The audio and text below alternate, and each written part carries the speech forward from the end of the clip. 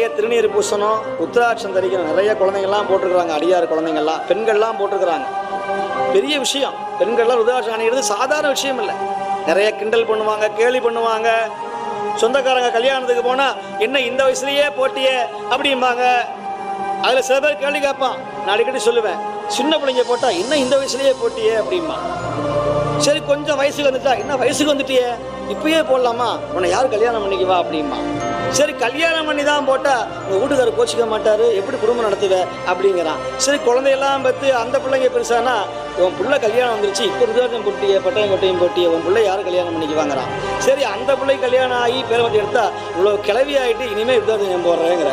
அப்போ எப்படா நாங்கள் ருத்ராட்சம் போடுறது, திருநீரை பூசுறது, நாங்களும் எப்படா வாழ்க்கையில் முன்னேறது? ஏன் யோசிச்சு பாருங்க, நல்லதை செய்யவே விட மாட்டேங்கிறாங்க. ருத்ராட்சம் திருநீர்லாம் பெண்களுக்கு பாதுகாப்பு, பெண்களுக்கு பாதுகாப்பு.